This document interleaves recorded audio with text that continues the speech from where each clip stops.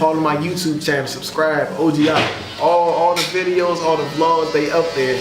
That's my social media, my email. If you want to, contact me. If you want any advice, you need help, you want to get it, because I'm offering internships. I'm teaching people, mzthelabel.com. Hey, that's what's up, man. I like this. Okay. Expound on a couple of things. You already know what it is. We back, Rap About TV. So expound on, go back to the project. What's the name of the project? Can you tell us about the project? Like, is it theme based? Like, what's the hottest song? Like, what's the information? And then on MZ the Label. MG the label. Yes. So you said 90% is business. So what is the business of MG the label? What are you building? What's the empire? Okay. All right, so look, all right, we back. Just off camera real quick, we did have a question in the room, so before we get into it real quick, again, expanding more on your empire and your project, what is the name of the project? No, what's the name of the project? But there was a second question you had. You said, what is the name of the project is Project Op. Project Op. Project Op. Okay. And then how did you, matter of fact, how did you get that name? I see, we gave the greetings before we got into it. How did you get that name? I'm Muslim. Right. I'm Muslim, and whose side? On whose side? Sunni, yeah. No, on whose side? Your mom or like my father? Father? Okay. Ooh, so, and I got that name. You start calling me Op, and it's a deeper story. I'm gonna tell you, it's a deeper meaning behind that. When I went by, because my name is Denzel, right? Yeah. When people call me Zell, I was that youngin' that was always in trouble. I was the youngin' that was inside and out of jail, always in the scene, always at the parties. And I actually hate when people call me Zell now, because that life period, that time period when people call me Zell, that was the worst time of my life. I hit my rock bottom. Yeah. You know what I'm saying? Right. And I only like being called Op now because I'm grown, I'm a man. I'm doing everything right. I'm not making no left moves. I learned from my mistakes at Zell, and I'm doing everything right building. So tell them what OP stands for. What is OP stands for brother. Brother, yes sir. That's what's up, man. And so you on that path is reaching in and grabbing your brothers. So again, and the second part of the question was the empire. Expand more. That was your question. Expand more. I really wanted to go into the project a little bit. I just wanted you to talk about the project, like what was behind it, and what's some of your hottest songs on it. I'm not gonna lie to you. Every song, when I say I took time with this tape, every song has its own meaning. It's meaningful. I have 11 songs on the tape. Okay, so all right. That's a mixtape or EP? It's a mixtape. Mixtape. All right, so let's hop on Faith. Oh man, I like that one too. Faith is, when I first started, nobody supported me. My own mother didn't support me. Realize that nobody supported me. Nobody believed in what I was doing. My mother was telling me, you need to go to school.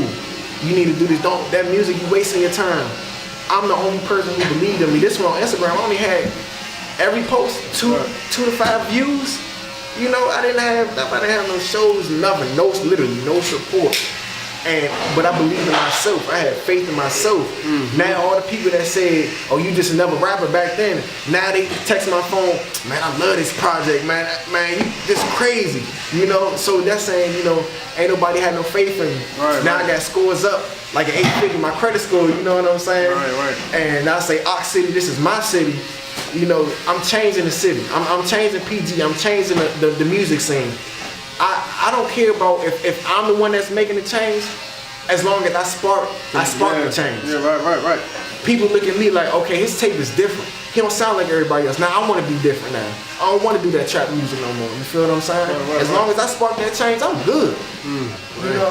It's as an OG, even though I'm 21, it's not about taking all the credit. I don't care about being in the scene. I'm glad being behind the scene, but I know the part that I played in. Yeah.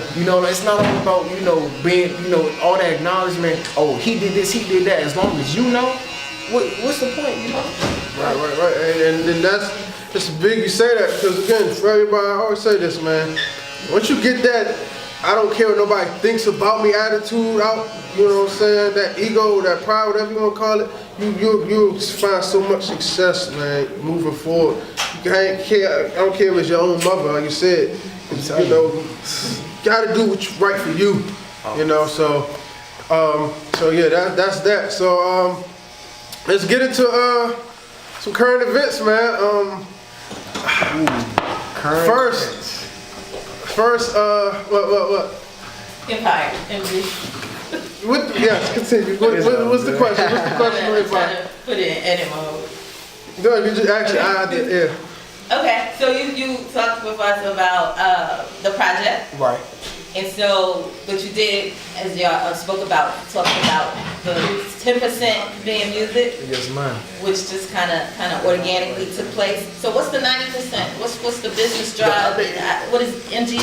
MG the label. MG the label. OG Empire. So basically what I thought of and what filled in my heart was, it went back to my brother. He had so much talent, but he lived in the hood. He lived in the hood where it wasn't his hood, you know, but he had so much to give to the community. He loved people other than himself. He thought about people other than himself. So another thing that, you know, that we're working on is, you know, bringing funds in. Is we're throwing our own events. Everything, what I learned, what somebody told me was, you have to pay to play. When you pay to play, you own everything. You don't have to pay somebody to get on. You know, Man, right here. we're owning everything. We throwing our own. We're not paying. We bring out the whole venue, the whole Fillmore. We want that. So we bring in our people. We get in the back end and the front end. You know. So not only do we throwing shows, that I'm starting building on my Borderman mentoring program. So I'm focusing on kids, giving them the opportunity, you know, to learn the music side, not just music, but the business side, to come, you know, take them under my wing when I go to shows, when I go to interviews, when I go to these meetings, which people talking about. I would give everything to be in a room with Dame Dash. The reason why I say that, I don't care to make music. I just want to be in the same room to hear what they're talking about, their conversation, you know, because I want to learn. I want to do it on my own. Anybody can pay to get things done, you know what I'm saying? But instead of getting on 93.9, I want to have my own podcast. I want to have my own radio. So when people tune in, I get the strings, I get the money. You know what I'm saying? Like, Hey, it takes time. It takes time. It takes time. hey, man, this is a do for self through and through, man. Y'all see that, man? It takes time. It takes time. But you got to realize, I only been doing this for 2 years. And all of this is coming from my last year. So really, it's coming from 1 year of knowledge. You know, I stayed down in the learning industry. You know, so another thing that we're focusing on is we're opening up studios. Even though I won't be there, I want the studio in our label name. Like I ride for my team. My team rides for me. So it's not just your about team. Who? my team. All right, I'm gonna start off with Big Rush. Big Rush. That's he started with me, and he definitely put me onto a lot of game, and he taught me faith. Put faith first. Without faith and you know, belief, it's nothing.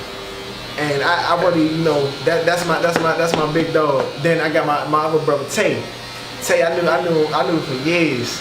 That's my right hand man. Another person put me on the game. He's older than me. He knows a lot more than me, knowledge wise. And it's been a lot of situations where I reacted as if I was 21, and he would tell me, you know, you don't need to react. You're gonna come across a lot of things in life where you're going to want to react. A lot of people talking about you, a lot of people making comments. You know, if it's not hurting your pockets, if it's not, you know, hurting your family, you know, hurting your name, honestly, don't even give it no energy. And then I want to talk about Nana Bunnies. That's my female manager. That's the head lady in charge. And everything that she says, it goes. If she don't want it, it's not there. And the reason why I say it is because I praise women. I love, women, I'm telling you, I love women, and I do not mean that in a sexual sense. Women are so powerful, and a lot of males fail to realize the power that they give off, the, you know, encouragement, the stability. That's their purpose. They're here to help you. It's crazy, and you know, I put her in the spotlight. I'm her first artist that she managed. Like, it's crazy because when I first asked her, do you want to manage me? She said, I don't know, I never did this before. So I had faith in her. I was like, why not? You know, why not? Because I knew a lot on my end, a lot about the industry and the business wise, and I just been teaching her, putting her on the game. Now she one of the sharpest people out here that knows the business, that knows marketing, that knows the industry. I could put her in a room with all big dogs, and I bet you she gonna come out with the best deal. I promise you. So it's And you're the only artist on the label? Yeah, I'm the only artist. Okay. And And one more question, and then, so unfortunately, you did speak about your brother being killed, and I don't want you to necessarily go into the specifics, but to come up in terms of mentally, how do you get through that? That's an all too common conversation in our community. What do you share? I'm gonna keep it real. I have to keep it real. Mental wise and emotional wise, it tore me apart. It tore me apart. I'm still not all the way back from that mental hurt, that pain. And my advice to the younger generation, talk to somebody, and don't isolate yourself. Cause that's what I did. When my brother died, I did things and to cope with the loss and to get me through it. That wasn't the way. But mental health it's crazy that you brought that up, because I actually took a class. I'm a certified mental awareness mediator. So when I tell you, it's so many ways to cope with losses, with stress. And for me, on what I've been through, I'm gonna go ahead and go more on the personal side. So this last 2 years ago, before my brother died, I went through some changes and I lost the people. I fell out. I don't say lost. I fell out with the people who I was always around. And I called them bro. I called them sis. And situations happened and they switched up, and I lost them. I had to stay down, and I went away for a while, and then I came back, and then soon after that, my brother got killed. So I'm already hurt. And then at that time, I had a girlfriend. That was my everything. I was with her since middle school. And actually, she was gonna have my first child, but her things happened, and and I lost her. She's the reason why I got the motivation.